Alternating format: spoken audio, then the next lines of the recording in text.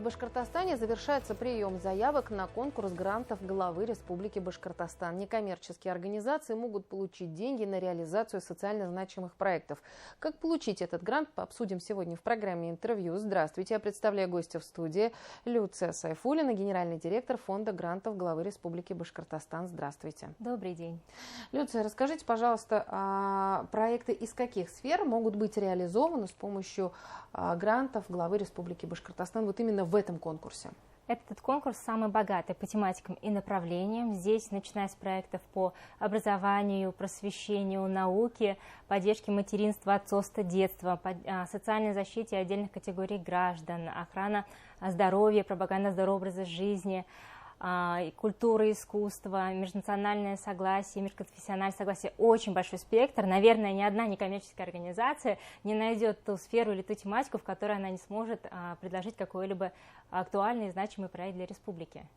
А кто вправе подать заявку на получение гранта? Понятно, что это некоммерческие организации должны быть. Какие еще требования к соискателям, скажем так? Самое главное условие, что на период подачи заявки некоммерческой организации должно быть не меньше, чем 1 год с момента регистрации. Это, в принципе, основное требование. То, что касается остальных, к примеру, некоммерческая организация, если она в прошлом году или предыдущие годы у нас брала гранты, и она не завершила свои обязательства, то она не может заявляться. То есть, если у организации 2 гранта уже есть, и еще отчеты не сданы, следовательно, она не может брать 3-й грант, пока не закроет предыдущие 2. Расскажите, на какую сумму могут рассчитывать некоммерческие организации? Общий бюджет конкурса, хочу отметить, что самый большой из всех конкурсов 2024 года составляет 155,3 миллиона рублей, и максимальная сумма, на которую могут претендовать некоммерческие организации со своими проектами, составляет 3 миллиона рублей. Люция, насколько сейчас активно вообще поступают заявки, сколько уже заявок поступило? На сегодняшний день уже подано 27 заявок. Мы видим, что регистрируется 390 личных кабинетов, но на самом деле мы еще сложно предполагать, сколько из них дойдут до этапа нажать на кнопку «Отправить заявку». Но активность чуть ниже, чем в прошлом году, поэтому нам бы хотелось, чтобы некоммерческие организации не оставляли все на последний день, как обычно, на последние часы, а уже завершали работу над своими проектами и заявлялись буквально за 2-3 дня до окончания приема. Я правильно понимаю, что заявки принимаются до 1 апреля? Да, совершенно верно, до 1 апреля 17:00 местного времени. Далее мы завершаем уже прием заявок, и никто не сможет уже отправить их через сайт. Насколько сложно оформить заявку? Потому что вот вы сейчас сказали о том, что вот 27 заявок уже поступило, а чуть ли не 400 еще только в работе. Но, может быть, это такой сложный процесс, и его действительно не так легко заполнить. Ну, мы в этом году решили анонсировать все конкурсы грантов или календарь конкурсных процедур заранее, поэтому некоммерческие организации уже в декабре понимали, когда мы стартуем, когда мы завершаем каждый из конкурсов. Условно, у них было даже на период подачи самой заявки 30 дней, не менее 30 дней, в течение которых они заполняют все поля. Для тех, кто участвует впервые, да, может быть сложно, поэтому они берут определенное время и работают чуть тщательнее над заявками. Для тех, кто из года в год побеждает и успешно реализует проекты, наверное, для них это вопрос максимум 2-3, а может быть недельной работы. На что нужно обратить внимание, когда подаешь заявку на получение гранта? Ну, в первую очередь, конечно, у нас есть этап валидации. Валидация – это значит, организация соответствует требованиям положения. Здесь важный момент, мы прикрепляем всего лишь один из документов, это устав, он должен быть в текущей редакции, в последней редакции этой организации. Ну и второе, это когда завершается заполнение анкеты, есть такая форма, она называется форма подтверждения подачи заявки. На нее нужно кликнуть, распечатать, подписать, поставить печать и загрузить сканом. Вот важно, когда некоммерческие организации уже завершили заполнение проекта, они распечатали эту форму, подписали, а в ней указывается и сумма, и название проекта, и многие другие важные моменты, и начинают менять бюджет проекта.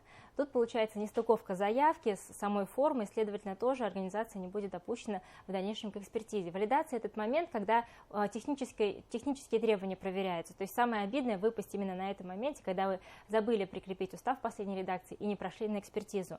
Следующий этап – это уже экспертиза, когда эксперты оценивают вашу заявку, дают критерию по каждому из них и уже выводится средний рейтинг каждой заявки.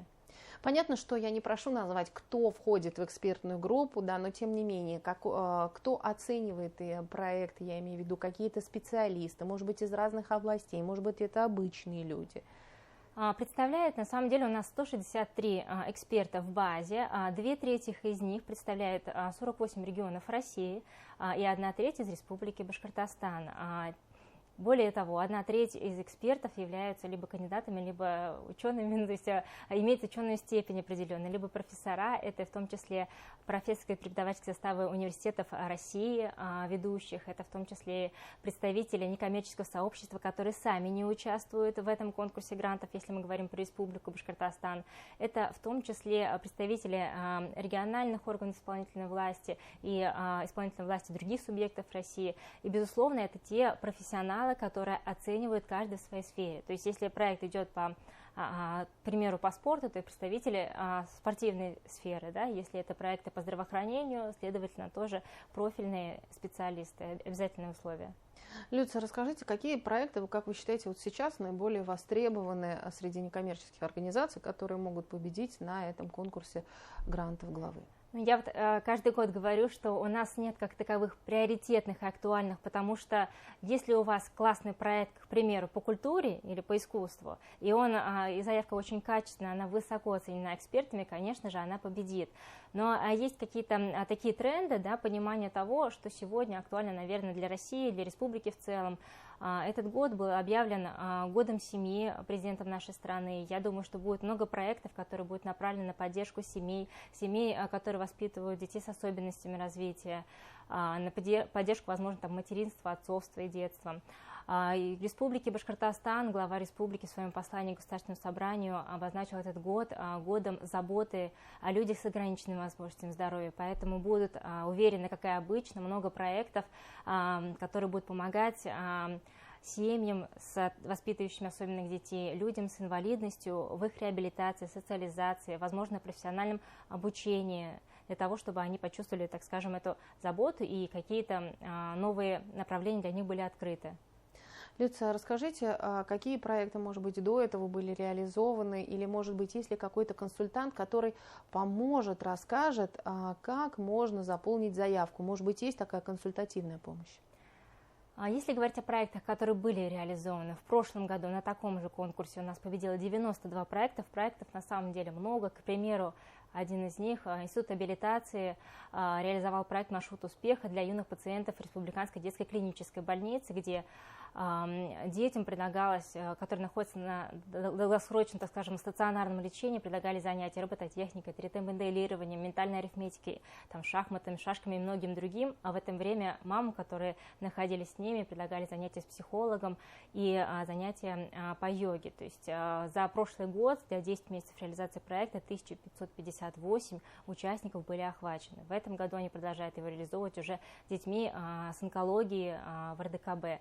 Проекты, конечно же, есть по поддержке семей и в том числе участников специальной военной операции, тоже по реабилитации, оказанию психологической поддержки и различным мерам помощи и поддержки. Это и проекты по патриотическому воспитанию молодежи. То есть проектов много, широкий спектр.